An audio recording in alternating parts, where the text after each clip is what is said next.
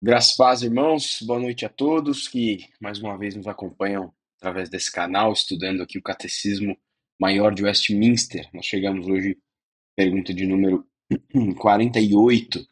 Temos falado sobre o estado da humilhação de Cristo, né? Dividido aí nos seus 5 estágios, os quais estudaremos em 4 oportunidades.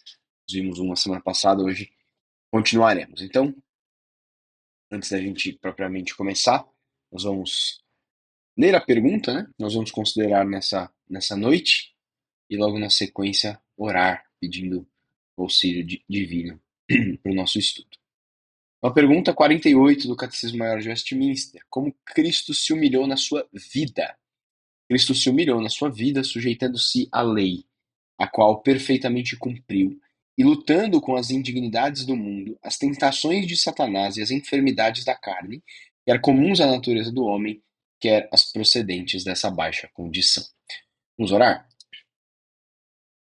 Agradecemos, Senhor, pelo dia que o Senhor nos concede, a semana passada. Agradecemos pelo teu amor e cuidado e, de modo especial, agora pedimos o teu auxílio ao considerarmos este assunto, que nos ajude diante das passagens bíblicas que nós daremos, para que elas sejam completamente compreendidas por nós na obra poderosa do teu Santo Espírito na nossa vida. Nós oramos em nome de Jesus.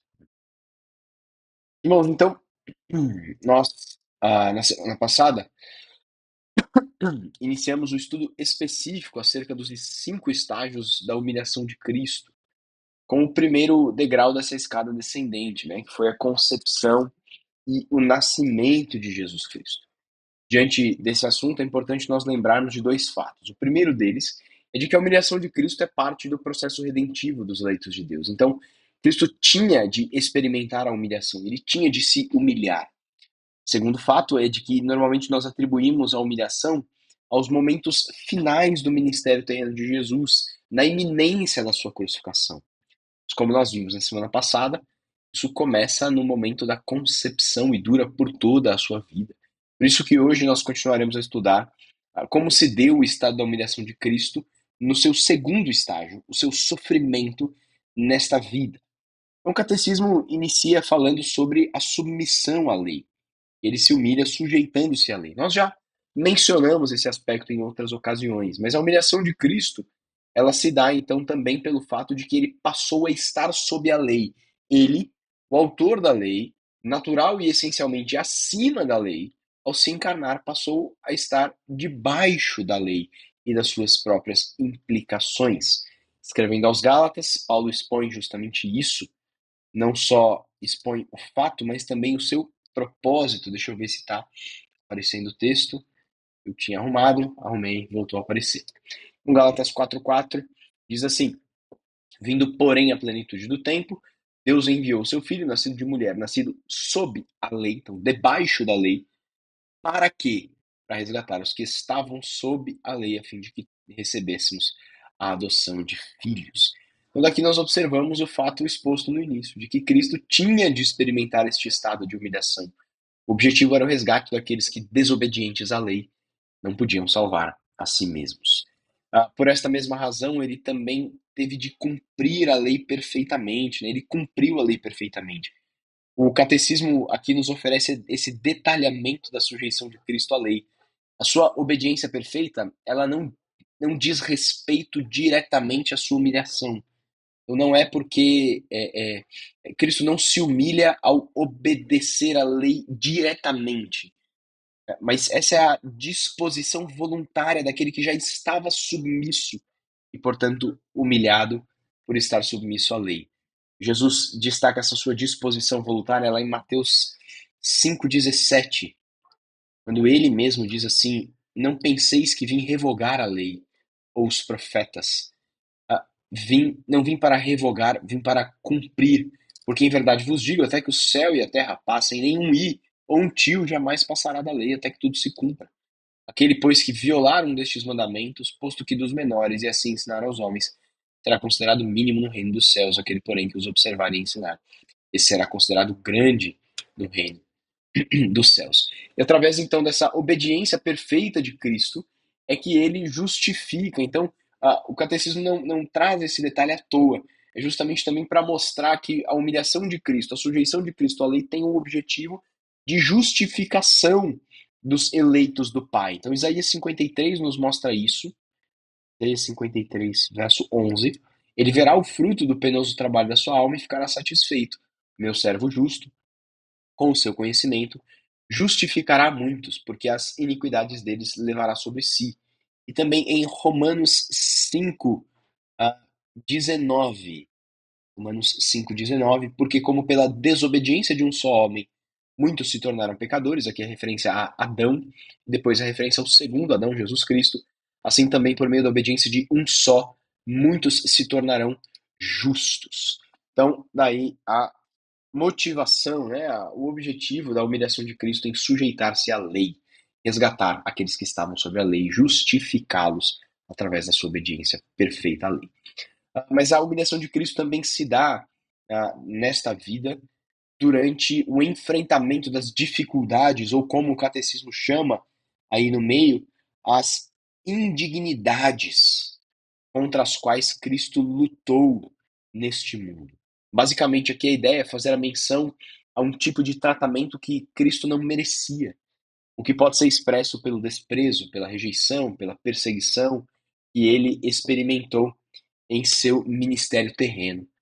Isaías, lá no capítulo 53, nós vamos falar bastante ao longo dessa semana sobre esse capítulo, porque ele retrata a humilhação de Cristo, né? Capítulo 53, verso 2, diz assim: Porque foi subindo como renovo perante ele, como raiz de uma terra seca. Não tinha aparência nem formosura, olhámo-lo, mas nenhuma beleza havia que nos agradasse. Era desprezado e o mais rejeitado entre os homens, homem de dores e que sabe o que é padecer, e como um de quem os homens escondem o rosto, era desprezado e dele não fizemos caso.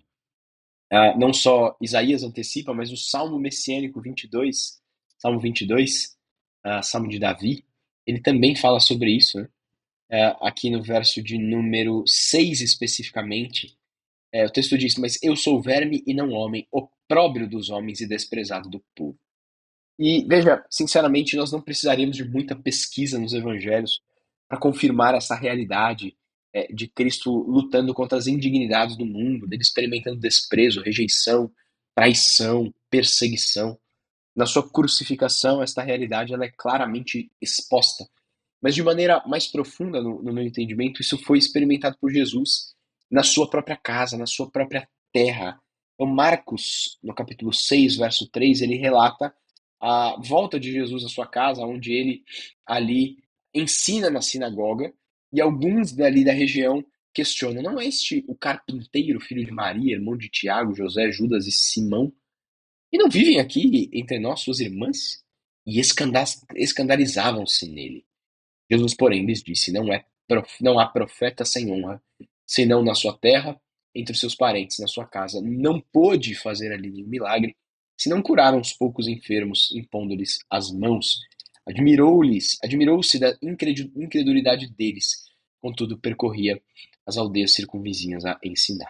O Jesus também experimenta desse desprezo na sua própria cidade, na sua própria residência, entre os seus mais chegados aqui durante o seu ministério terreno.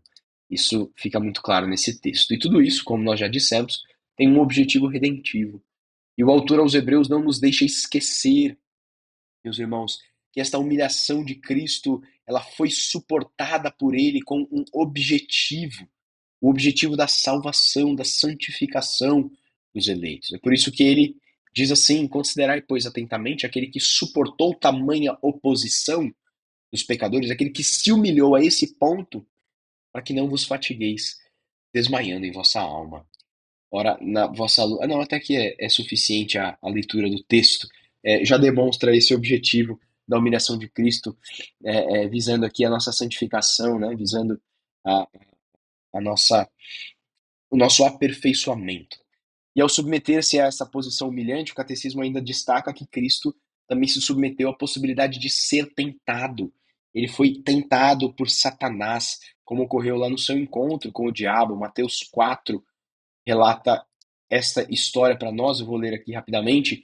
A seguir foi Jesus levado pelo Espírito ao deserto para ser tentado. Depois de jejuar 40 dias e 40 noites, teve fome.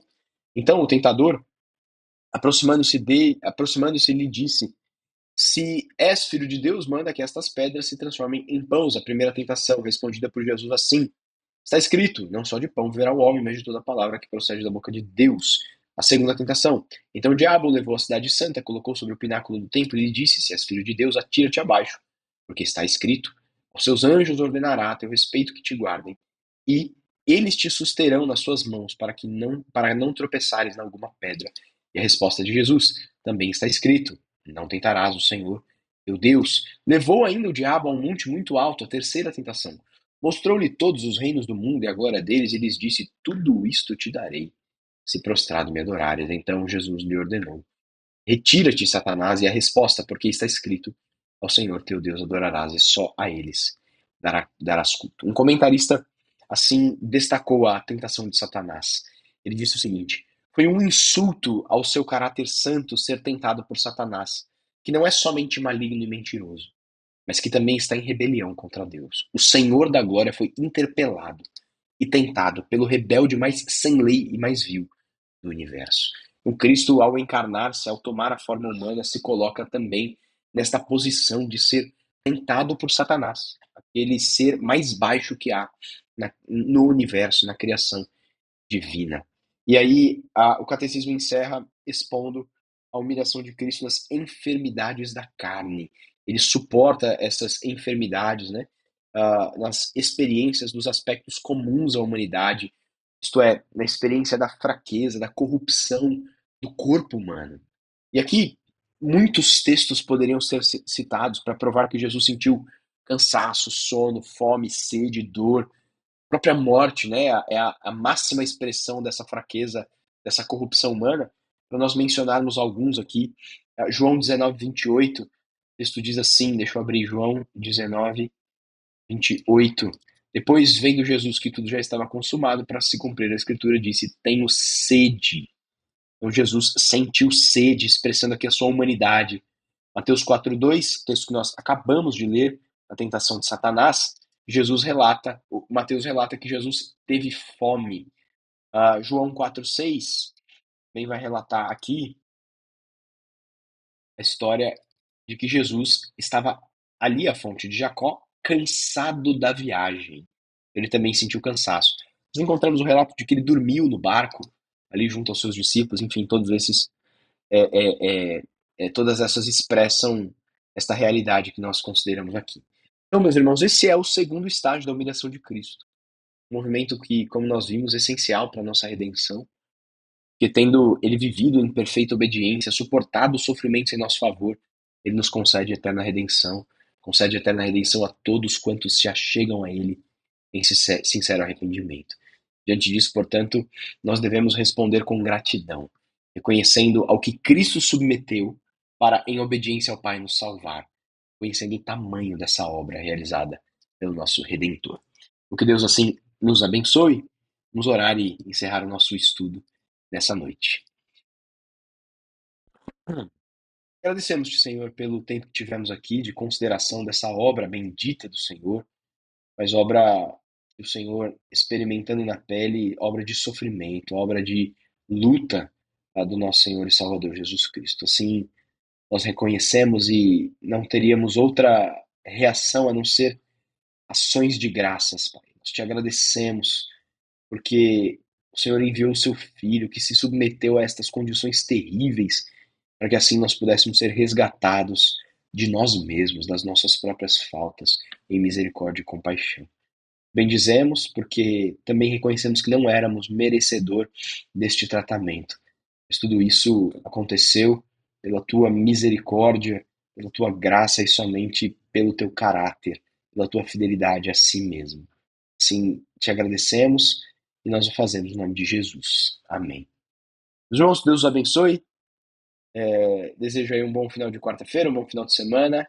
E se Deus nos permitir, nós nos veremos no domingo lá na nossa igreja. Você também que nos acompanha por esse canal é muito bem-vindo para nos encontrar lá na rua Paulo César, às 9 da manhã, para a escola dominical, às 18, o nosso serviço de adoração, o serviço de adoração da família da fé.